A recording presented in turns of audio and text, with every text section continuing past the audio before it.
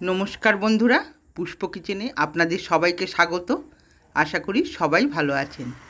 আজকে আমি তো বানাচ্ছি মৌরলা মাছের ঝাল। ছোট ছোট মৌরলা মাছ, কিন্তু টাটকা। এই মাছ দিয়ে আমি আজকে ঝাল করছি। গরম ভাতের সঙ্গে খেতে দারুণ লাগে। দেখুন, প্রথমে আমি 500 গ্রাম মৌরলা মাছ নিয়ে নিয়েছি। মাছগুলোকে ভালো করে বেছে ধুয়ে নিয়েছি। দেখুন, কেটে নিয়েছি লম্বা লম্বা করে আলু, কোচানো পেঁয়াজ আর ছোট ছোট করে বেগুন। এই দিয়ে আমি মৌরলা মাছের চচ্চড়িটা করব। আপনারা থাকুন আমার সাথে, দেখতে থাকুন। দেখুন, প্রথমেই মাছগুলোতে সামান্য লবণ আর পরিমাণ মতো হলুদ মাখিয়ে নিচ্ছি। ভালো করে লবণ আর হলুদটাকে মাছের গায়ে মাখিয়ে নেব।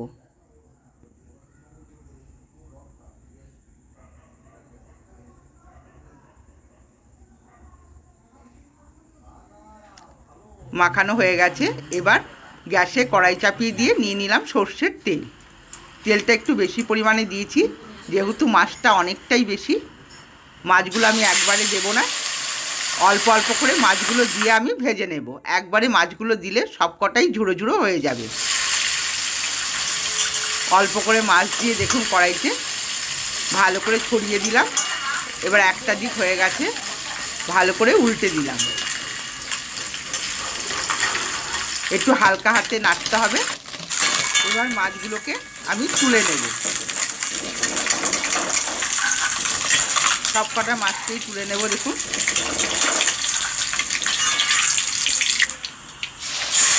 এবার বাকি মাছগুলোকে আবার দিয়ে দিলাম।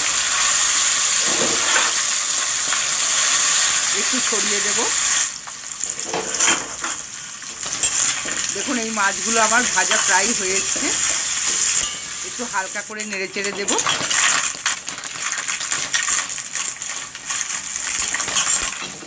এবার তুলে নিচ্ছি। মাছ ভাজতে একটু তেল বেশি করে দিতে হবে বন্ধুরা, তাহলে মাছগুলো গোটা গোটা থাকবে। দেখুন কত সুন্দর ঝরঝরে মাছগুলো ভাজা হয়েছে। এবার ওই তেলেতে দিয়ে দিলাম বেগুনগুলো, লম্বা লম্বা করে কাটা বেগুন।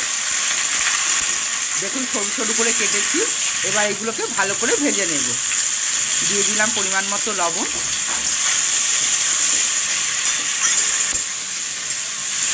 নেড়ে চেড়ে ভালো করে লাল করে ভাজতে হবে।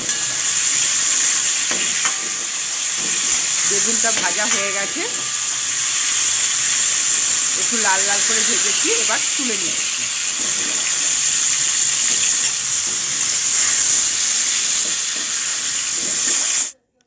কড়াইতে একটু তেল আমি অ্যাড করে দিলাম। পুরো তেলটাই আমার শেষ হয়ে গিয়েছিল।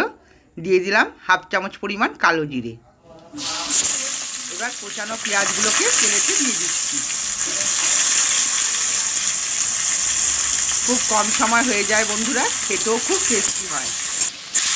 গরম ভাতের সাথে কিংবা ডাল ভাতের সাথেও এই চচ্চড়ি খেতে খুবই সুস্বাদু হয়। দেখুন, দিয়ে দিলাম সামান্য লবণ। পেঁয়াজটা একটু তাড়াতাড়ি মজে যাবে। এবার নেড়ে চেড়ে ভেজে নেব।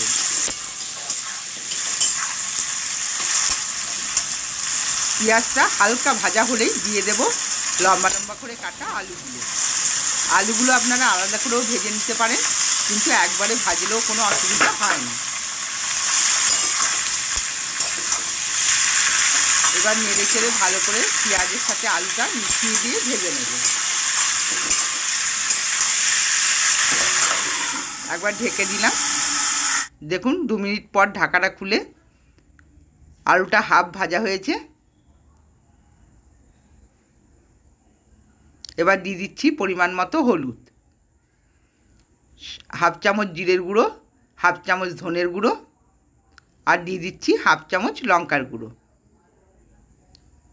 সামান্য জল দিয়ে মশলাটাকে আলুর সাথে কষিয়ে নেব।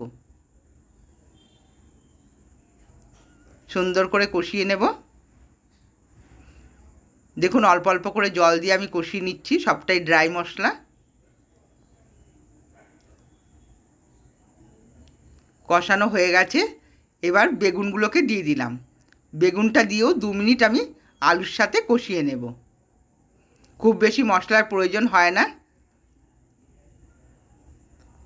এবার দিয়ে দিলাম 1 চামচ চিনি। চিনিটা পরিমাণ মতো দেবেন, একটু চচ্চড়িতে মিষ্টি দিলে খেতে ভালো লাগে। ভালো করে নেড়ে চেড়ে দিলাম।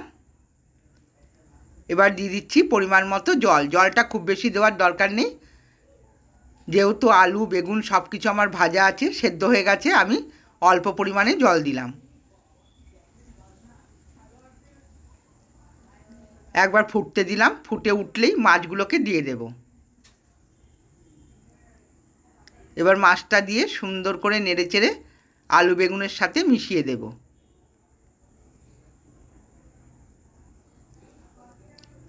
দিয়ে দিলাম পরিমাণ মতো লবণ। ভাজার সময় লবণ দিয়েছি, ওই জন্য পরিমাণটা বুঝেই লবণটা দিতে হবে। এবার নেড়ে চেড়ে দেখুন শুকনো শুকনো করে ফেলতে হবে। চচ্চড়ি একটু ভাজা ভাজা করলে খেতে ভালো লাগে। আমি নেড়ে চেড়ে 4 থেকে 5 মিনিট দেখুন পুরো শুকনো করে ভাজা করে নিয়েছি। চচ্চড়ি আমার প্রায় কমপ্লিট হয়ে গেছে। এবার আমি তুলে নিচ্ছি। দেখুন কত সুন্দর হয়েছে, আর খেতেও তেমন সুস্বাদু হবে। বন্ধুরা, আমার ভিডিওগুলো যদি ভালো লেগে থাকে আমার চ্যানেলটিকে সাবস্ক্রাইব করবেন, লাইক করবেন, আর কমেন্টসে জানাবেন আপনাদের কেমন লাগলো। মাছের চচ্চড়ি একটা প্লেটে আমি ঢেলে নিয়েছি। ভিডিওটা আমি এখানেই শেষ করছি। সকলেই ভালো থাকবেন, সুস্থ থাকবেন। ধন্যবাদ।